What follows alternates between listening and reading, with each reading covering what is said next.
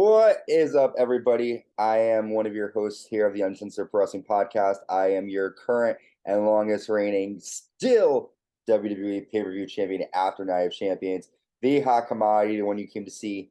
And I'm joined by my friend. I hate this background. My title keeps getting destroyed, man. You can't see. There we go. I'm joined by my friend and co-host. Introduce yourself, sir. My name's Christian, co-host, and I thought they started this pay-per-view surprisingly. I thought this was gonna be the main, well, not the main event, but I didn't think they were gonna start the match or the show with this, but it was a good way to start it. Yeah, the whole AJ and Seth. Yeah, it was I've heard rumor that they were going to start it with this, but I feel like if they're going to start any match, I mean, I know I get after watching the pay-per-view why they had the match placement that they did. But Right. I do think that this is a big match with the new title.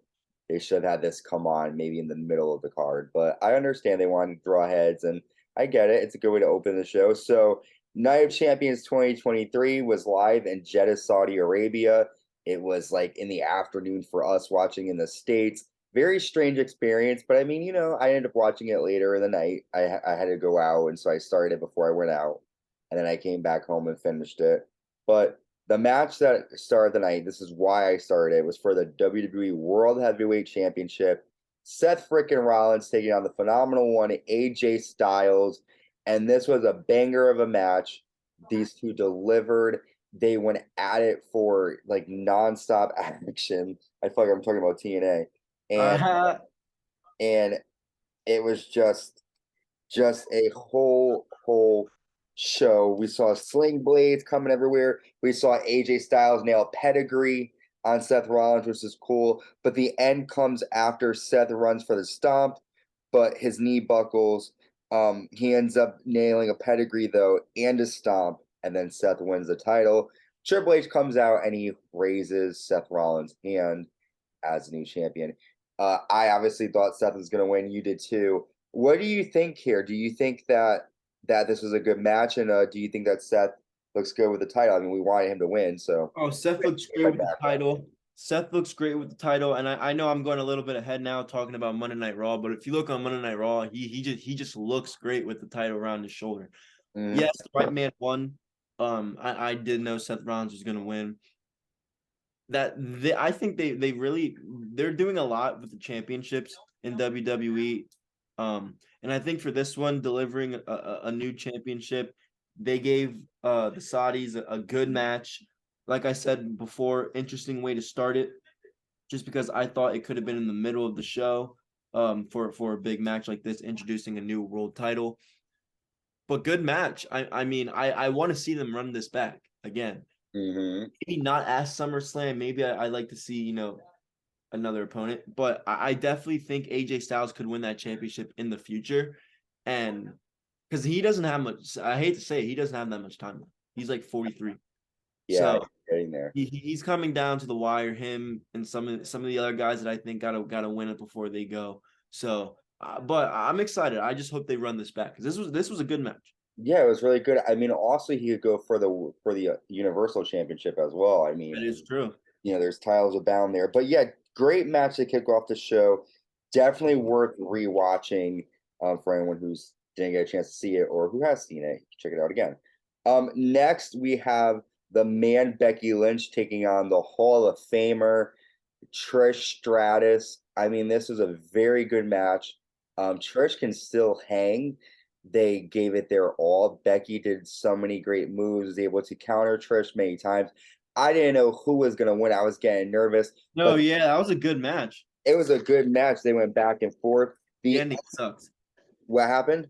Oh, you'll get to it, but I think the ending sucked. Yeah, it does. So Becky nails the manhandle slam, but Trish puts her foot on the rope. Zoe Starks comes from out under the ring and nails a Z360 to Becky outside, causing her to bleed. Trish hits the Stratus faction and gets a 3 count. And um and there you have it. Trish Stratus, the GOAT, defeating Becky Lynch. And Zoe Starks says, "Thank you, Trish." And that's how that ends there. So what do you think? Do you think Zoe is a good partner for Trish? I wasn't expecting Zoe to help I Trish. wasn't expecting it. No, I don't understand what they're trying to do. I mean, it would have made more sense if maybe like Lita. Sorry, I'm looking down. I'm trying to like, cut this nail. It's been bothering me. But no, I just don't understand why where's Lita? I don't understand. They kicked her off. They beat her up. She's been written off. She just made an independent show appearance not too long ago, like a couple days ago. They need to have her back here. I mean, I'm stuttering really bad. Holy shit. They left her off by her getting beat up, and they just haven't done anything for it. As of Zoe Starks, I don't know why she's out there helping Trish Stratus. They have no future connection, nothing in common. I don't know. Maybe this is something for Zoe Starks to get her over. I think backstage was like, oh shit, I think we could see Zoe Starks, being a star. Let's put her with Trish Stratus. So Trish Stratus puts her over as heels. So now we know that Trish Stratus isn't done. She's gonna keep going. Maybe she'll have her last match, at SummerSlam or something, but she's not done. The story isn't done. I think Lita will show up. She has to show up for this feud to be even close to more interesting, because now with Zoe Starks in the picture, it's just what the fuck. Yeah. Because unless you really watch NXT, she didn't get much of a pop. No one really knows who Zoe Starks is. Yeah. She's the first like call up that's out, like female wise, that's got a had a moment at a pay-per-view. So WWE clearly sees potential in her. So we'll see, but I just don't understand it. Well, maybe that's why, like, maybe the whole thing is she's not really a big star. And, if you want to have a name, you're going to go after someone and work with someone who has a bigger star potential than you. I doubt this could happen, but what I would like to see is at Money in the Bank, since they're going to be in London. Oh my, I forgot that pay-per-views before. Yeah, Money in the Bank is going to be in London July 1st. I have a feeling, well, it's not going to happen, but I would like to see them do Trish and Zoe versus Becky and Lita, Oh, absolutely. because they're going to be in London for that. And then at SummerSlam, just end the feud between Becky and Lita. But I do think it was a good match. I knew someone was going to help Trish here. They're just, for me, I knew they were going to continue the storyline, and there's no way they can continue if Trish loses, because then she would have no momentum. So I think the right person won here. And I'm still a fan of Becky Lynch. She's still my number one. Next, we have the WWE Intercontinental Championship on the line. The champion, Gunther with Imperium, defeating Mustafa Ali. We all knew this was going to happen. Ali nails a flying tornado DDT, but Gunther hits a shotgun dropkick and then a power bomb, and Gunther retains the title. Not a lot of action here in this one. This was sort of like a filler match to me, but what'd you think here? Bravo for WWE for actually letting Mustafa Ali go to NXT. Oh yeah, I saw that. Yep. I mean, he just got humiliated in front of his people. And I mean, you don't ever want that to happen. I personally think Mustafa Ali has very great potential. I've seen him live about 2 times, I believe. And he's great. I know the mic skills aren't there yet. They've never been, but that's because he hasn't had a storyline or a chance to have that. Mm-hmm.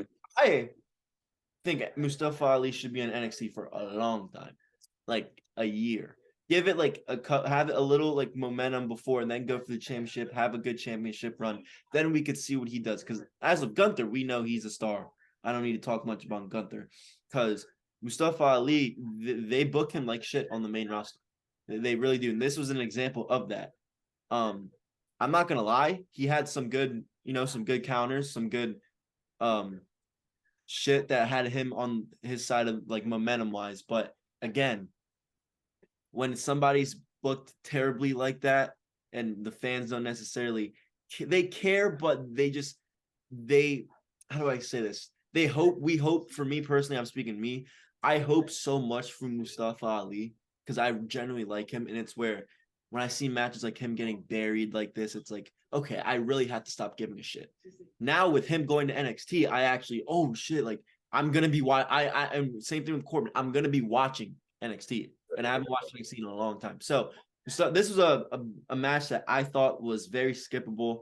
This didn't need to happen. They could have gave Mustafa Ali a match with somebody.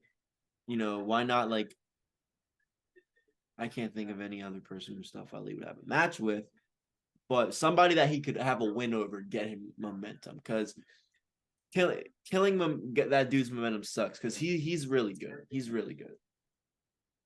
Yeah, I don't know. I think what I'm getting annoyed with, and we'll talk about this when we cover SmackDown. Spoiler here: Ali and Baron Corbin are both in Money in the Bank qualifying matches after they just premiered on NXT. Spoiler alert. So it's just like I hate when they do that. Let them just completely sort of like dip away from WWE spotlight and just focus on NXT. But just that's a little note. Let's move on though. We have the WWE Raw Women's Championship on the line. The EST of WWE and the Raw Women's Champion Bianca Belair defending against Asuka, the Empress of Tomorrow. This is a rematch from WrestleMania.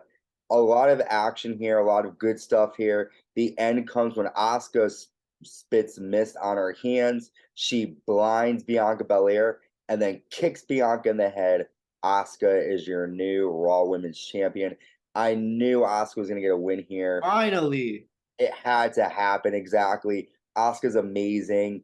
I'm ready to see this whole thing go down with her as the champion. Bianca was great as champion, but it's time for a fresh face. She's been champion for 2 years now, with different titles. But I want to see Asuka hold the title for a bit. What is your take on Asuka winning here? about fucking time. She should have won that title a long time ago. I think the feud between her and Bianca's finally over, which thank God. I don't want to see it again. Who's next to challenge Asuka? I have no idea.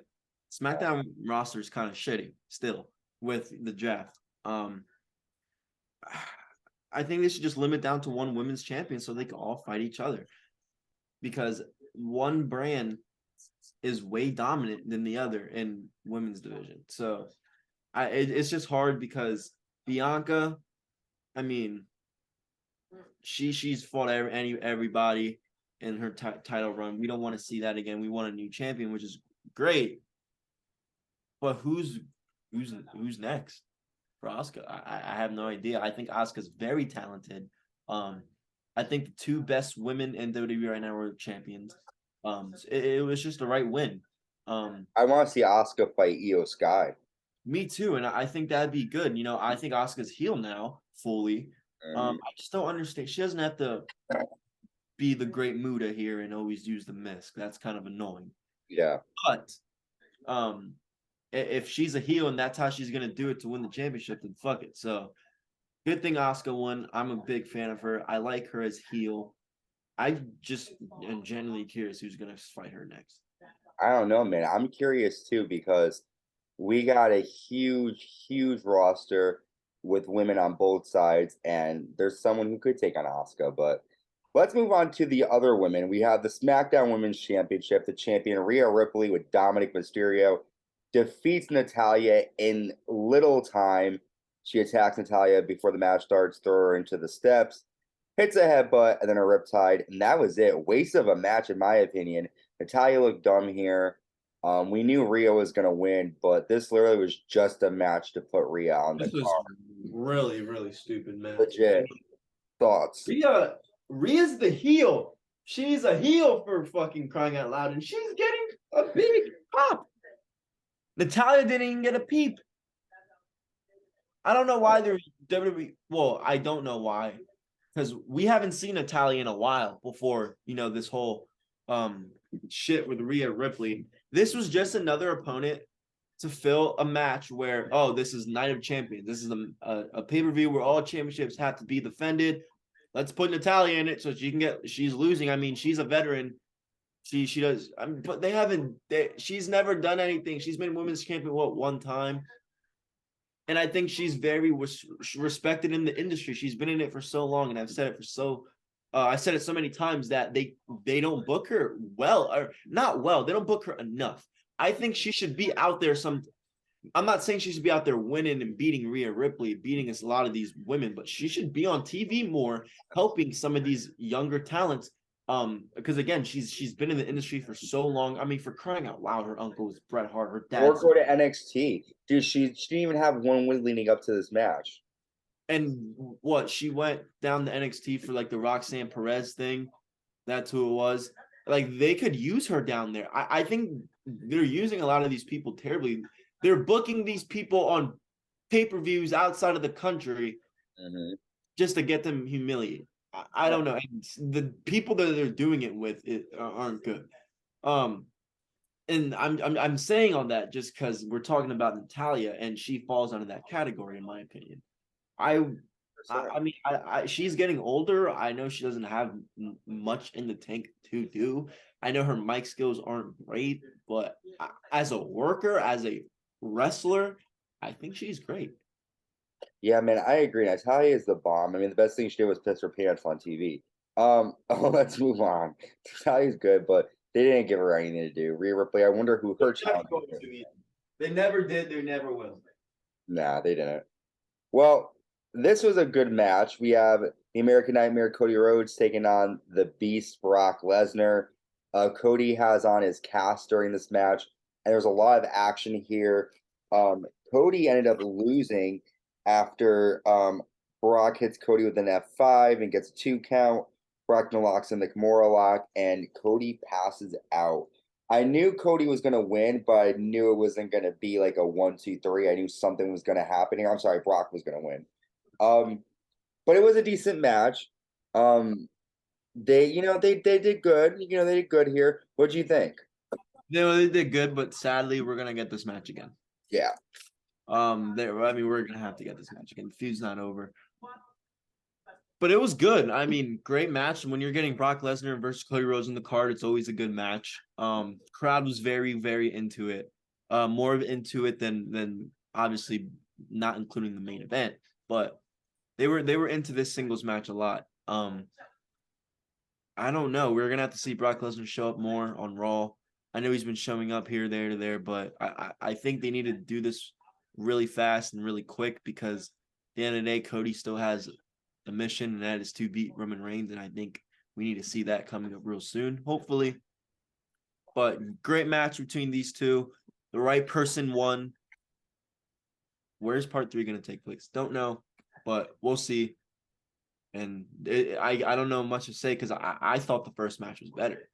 Yeah, I do too. I mean, this was just sort of just like a rematch that this was more house showy to me, this card. The Backlash match was way better to me. So there's not too much key details here. I mean, they both went at it very well. Brock just looked dominant. He just looked like he dominated. I knew he was going to win.